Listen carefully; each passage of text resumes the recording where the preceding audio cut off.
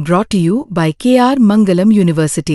We provide you the platform to turn your dreams into reality. Give wings to your aspirations with KR Mangalam University.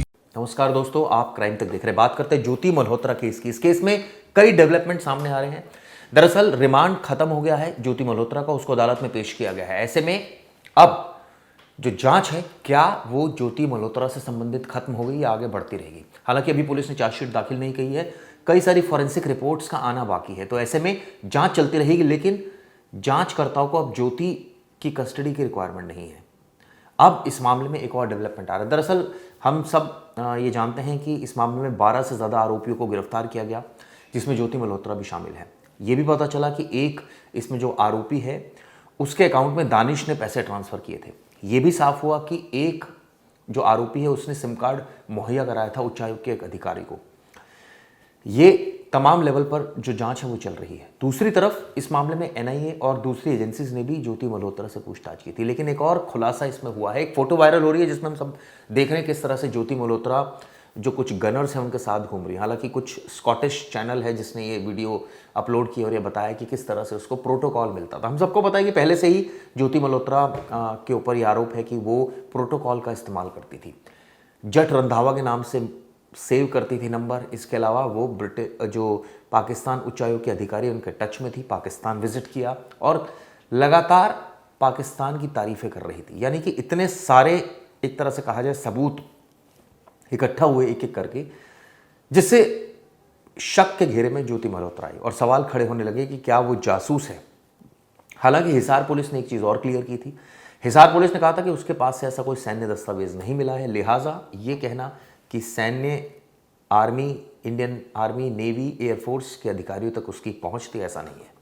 यानी कि जासूसी तो की है, लेकिन किस तरह की जासूसी की है ये सोचने वाली बात है। क्या वो कोई वीडियो बनाकर, नैरेटिव्स वॉर है ये, या कोई वीडियो बनाकर वो अपलोड कर रही थी अलग अलग जो है वो प्लेटफॉर्म्स पर, या ये कहा जाए कि कुछ पर्टिकुलर जगहों की उसने ऐसी वीडियो बनाई या वीडियोग्राफी करी जिससे ये लगा कि कहीं ना कहीं ये कुछ और वाइटल इन्फॉर्मेशन देने वाली है। जट रंधावा के नाम से एक जो आरोपी है, उसका जो पाकिस्तानी ये बताते ऑपरेटिव है, खुफिया एजेंट है, उसका नाम जट रंधावा के नाम से क्यों सेव किया?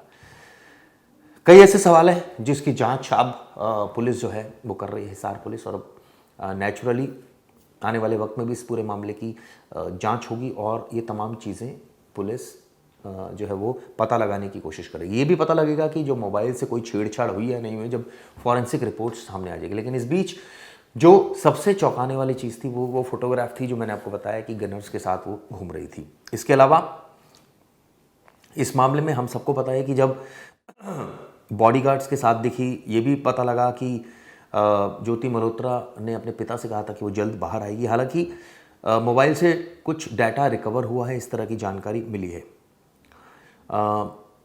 इसमें ये भी बात सामने आई कि उनके जो फादर है उनका कहना है कि उनके पास इतना पैसा नहीं है कि वो ढंग से पैरवी कर सके इस पूरे मामले की। तो कहीं ना कहीं कई सवाल अभी इसमें खड़े हो रहे हैं, क्योंकि लोअर मिडिल क्लास फैमिली से, और ऐसे में इस इतनी इनकम थी क्या यूट्यूब से ज्योति को, या जो स्पॉन्सरशिप थी इतनी थी कि वो जो काम कर रही थी वो जस्टिफाइड हो रहा था या नहीं, ये सबसे बड़ी बात है। इसके अलावा कई और ये बताते हैं कि कई लोगों से संपर्क में थी। जब पहलगाम हमला हुआ था उससे पहले भी ये पाकिस्तान भी गई थी, ये भी बात साफ हुई है 2 से 3 बार। इसके अलावा ये भी बात साफ हुई है कि कई एजेंट्स के ये संपर्क में थी। तो कहने का मतलब ये है कि क्यों आप एजेंट्स के संपर्क में हैं, क्यों आप अलग अलग नामों से उनके नंबर सेव कर रहे हैं, क्यों आप आपके जो साथी हैं वो उनको सिम कार्ड दे रहे हैं या दूसरी चीज़ें मुहैया करा रहे हैं, उनके अकाउंट में पैसे आ रहे हैं। ये कई ऐसे सवाल है जो अभी भी बने हुए हैं, और ऐसे में जब तक इन सवालों का जवाब नहीं मिलता तब तक ये कहना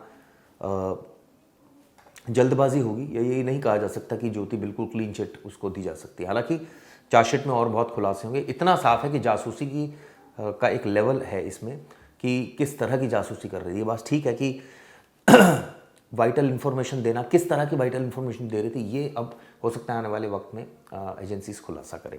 खैर, ये वीडियो आपको दोस्तों कैसे लगी ज़रूर बताइएगा। मेरा मकसद यही था इस वीडियो के ज़रिए कि आपको अलग अलग जो एस्पेक्ट है इस केस के वो आपको बता सकूँ। धन्यवाद दोस्तों।